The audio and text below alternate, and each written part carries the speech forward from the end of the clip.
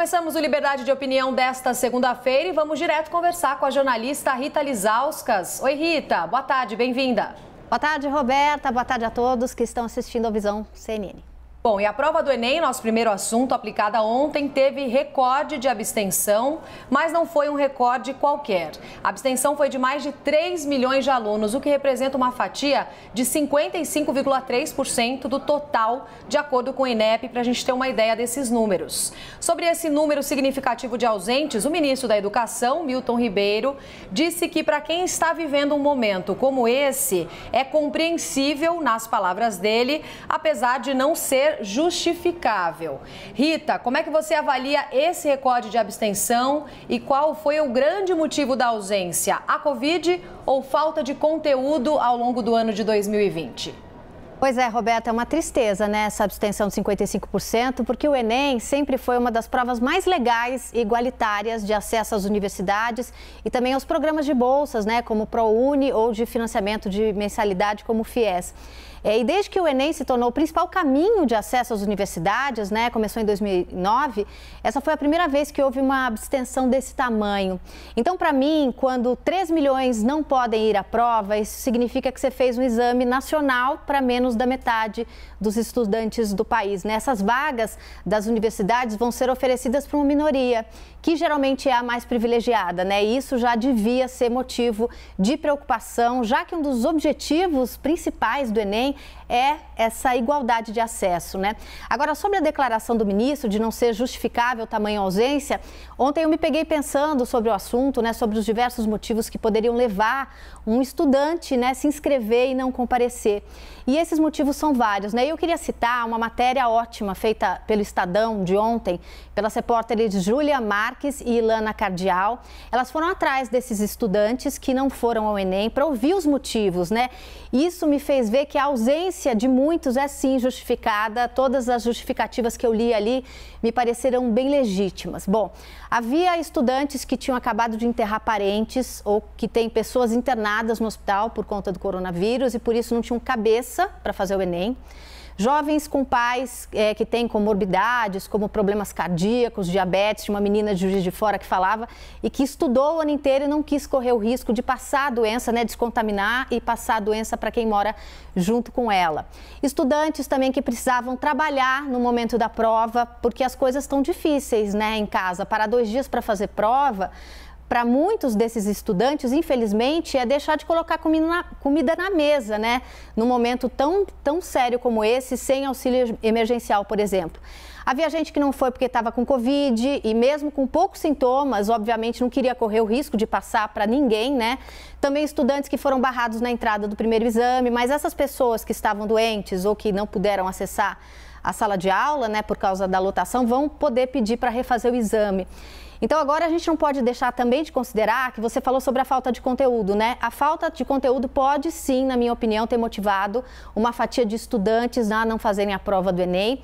A gente sabe que estudantes de escola pública, estudantes de baixa renda, tiveram menos ferramentas para estudar durante 2020.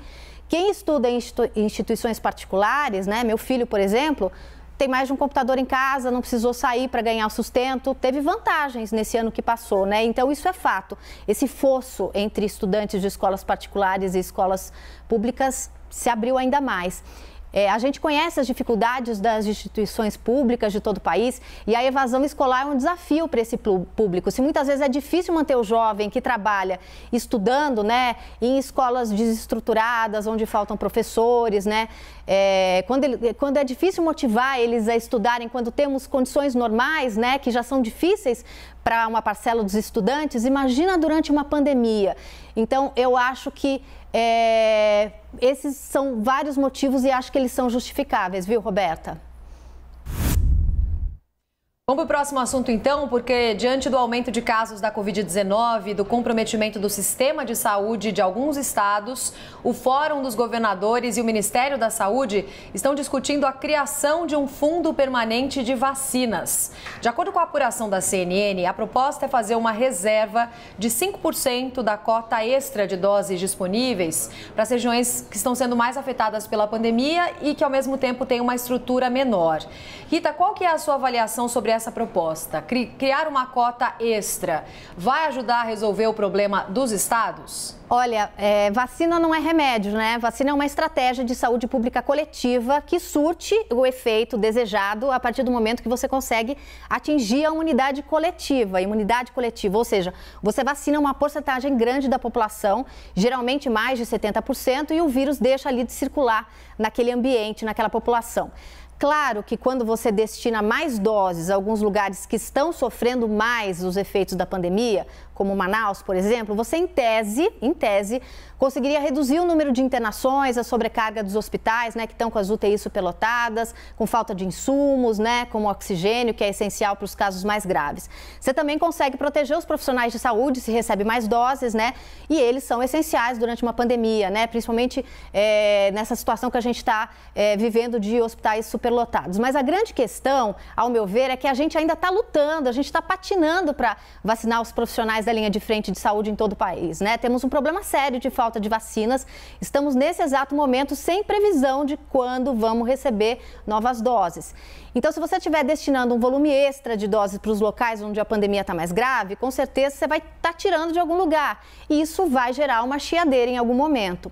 Um detalhe que eu quero chamar a atenção, porque no ponto de vista seria algo essencial para ajudar os estados a lidar com essa segunda onda, enquanto essa vacinação ainda engatinha. O aumento do isolamento social. A gente viu o médico falando com a Carla Vilhena agora. É algo que nenhum governador consegue fazer direito, né? Sempre esses lockdowns que não são lockdowns. Ninguém consegue aguentar o tranco de decretar, né, esse fechamento do comércio, porque o desemprego está grande, as pessoas mais vulneráveis estão sem receber auxílio emergencial. Então, não existe uma solução simples para um problema de saúde pública tão complexo como esse, Roberta. Esbarra em questões econômicas, no medo do desemprego, no risco de passar fome, que a gente não pode desconsiderar. Então, a gente só vai sair disso quando a vacinação estiver bem adiantada, com mais 70% pelo menos, e até agora a gente vacinou menos de 1% da população brasileira. Então, nesse meio tempo, a gente precisa falar seriamente como diminuir a circulação do vírus.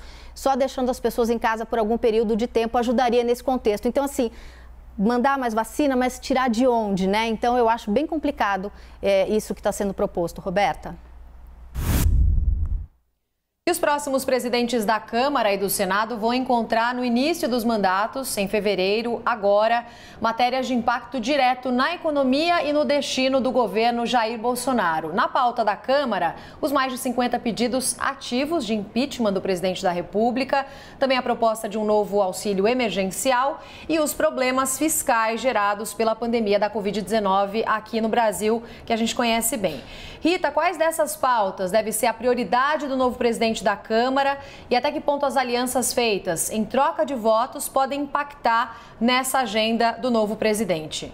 Bom, eu vejo nesse exato momento, né, 25 de janeiro de 2021, agora 2 horas e 31 minutos, eu acho que duas pautas diferenciam os dois candidatos. Arthur Lira, do PP, apoiado por Bolsonaro, Baleia Rossi, do MDB, o candidato da oposição, né, entre aspas, porque ele também é um candidato do Centrão. Essas pautas que diferenciam são o impeachment de Jair Bolsonaro, que ainda que seja improvável, é cada vez mais possível, e a retomada do auxílio emergencial. Nas outras pautas, eles têm ali um histórico muito parecido em votações. Por isso, eu não vejo muita diferença entre os dois candidatos, né? Eles são a favor das reformas tributária, administrativa, por exemplo. E se você for olhar em retrospecto, nas principais votações que a gente teve nos últimos 2 anos, eles votaram a favor de projetos do governo, né? Como a reforma da Previdência, por exemplo. Ou seja, os dois são centrão raiz. É bom a gente lembrar que o Arthur Lira é candidato do Palácio do Planalto, que, se eleito, quer discutir a pauta econômica ainda no primeiro semestre, né? A PEC emergencial, reforma administrativa, depois a reforma tributária, e Baleia Rossi também deve seguir nessa mesma cartilha, né? Então, acho que o que diferencia os dois são posicionamentos em relação ao impeachment. Lira está fechado com Bolsonaro, é apoiado por Bolsonaro, então, por isso, se ele for eleito presidente da Câmara, a tendência, ao meu ver, é que ele não desengavete nenhum dos mais de 50 pedidos de impedimento, né, do presidente da República, a não ser que se a maré virar muito, né? No caso do Baleia Rossi, que é apoiado pelo atual presidente da Câmara, Rodrigo Maia, ele também não desengavetou nada de pedido de impeachment durante a gestão dele como presidente da Câmara, que está se encerrando agora, né? Embora ele tenha sido instado a isso, a rede social tenha feito pressão. Então, existe uma chance de que o presidente Bolsonaro tenha que enfrentar um processo de impeachment como esse. Uma chance baixa, mas existe, né? Uma coisa longínqua, mas existe essa possibilidade e eu vejo por dois motivos. Primeiro, porque desde a crise da falta de oxigênio em Manaus, né, a crise dos insumos com a China e a falta de vacinas, que a gente viu que a Pfizer ofereceu vacinas, o governo não comprou, isso criou um caldo, criou um clima para o impeachment. Inclusive, tivemos carreatas, né, pedindo impedimento do presidente nesse fim de semana, pela esquerda e pela direita. Segundo motivo que eu vejo, porque Baleia Rossi conseguiu o apoio de partidos da esquerda, como o PT, como o PCdoB, porque ele deixou essa possibilidade do impeachment aberta, né? Ele não disse que vai desengavetar, mas disse que vai analisar eventuais crimes de responsabilidade de Jair Bolsonaro. Então, a meu ver, eles são muito parecidos, mas o impeachment eu acho que é o que diferencia os dois. Último tema de hoje, então, Rita, os fura-filas da vacina contra a Covid-19 no Brasil, que a gente vem acompanhando, trouxeram à tona uma discussão sobre quem tem prioridade para, de fato, receber o imunizante. Vários casos estão sob investigação do Ministério Público, de ao menos 8 estados. E no Plano Nacional de Imunização, os grupos prioritários somam um pouco mais de 77 milhões de pessoas. Então, além dos profissionais da saúde, da linha de frente, há idosos, há diversos outros que estão na lista também, como, por exemplo, caminhoneiros e trabalhadores de transporte urbano e transportadores rodoviários de carga. Rita, qual que é a sua avaliação sobre os grupos prioritários que constam no Plano Nacional de Imunização dentro desse debate? Bom, esse grupo prioritário está crescendo, né? Aqui é bom a gente localizar para quem está nos assistindo, quando foi que caminhoneiros e trabalhadores do transporte entraram nessa conta. O Ministério da Saúde mandou para o STF uma segunda versão do Plano Nacional de Imunização na última sexta-feira, né, incluindo essas categorias, acrescentando com isso mais 25 milhões no grupo prioritário de vacinação. Ou seja, a gente não tem vacina, mas agora a gente tem 77 milhões de pessoas que são prioritárias, quase 40% da população. E aqui, isso não foi feito porque os caminhoneiros são mais vulneráveis pela função que ocupam, mas sempre que a gente tem uma greve de caminhoneiros se desenhando no horizonte.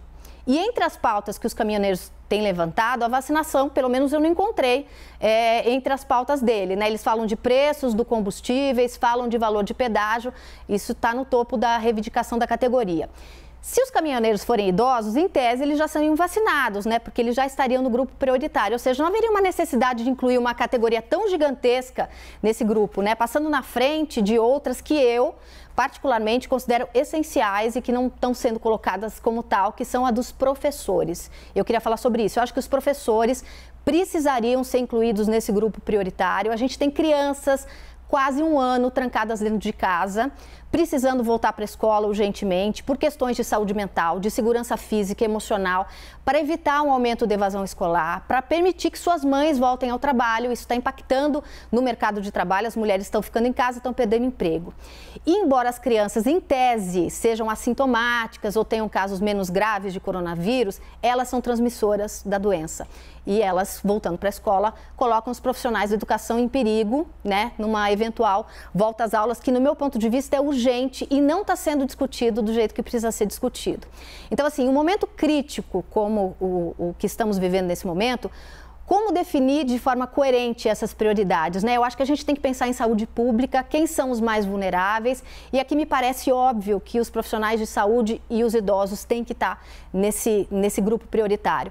Depois a gente precisa pensar nas consequências da pandemia, e a educação foi muito, muito afetada. Criança fora de escola por um ano é algo impensável, e essa volta às aulas com segurança para os professores tem que ser discutida. Caminhoneiros, outras categorias, com todo o respeito que eu tenho por essas categorias, no meu ponto de vista, viriam só depois. Não tem justificativa para colocá-los na frente, a não ser usar as vacinas, que a gente já não tem, como moeda de troca para impedir uma greve dos caminhoneiros. Roberta. Até porque, né, Rita, a gente sabe que essa discussão sobre os grupos de prioridade, a gente tem os professores que precisam atuar nas escolas com as crianças, os caminhoneiros que, obviamente, transportam também a alimentação das pessoas, mas no próprio grupo dos funcionários da saúde, a gente sabe que há uma discussão sobre a ordem desses funcionários que foram vacinados, com alguns profissionais que ainda não conseguiram entrar nas primeiras levas. Não é todo mundo que está trabalhando na linha de frente que conseguiu ser vacinado até agora, pelo contrário.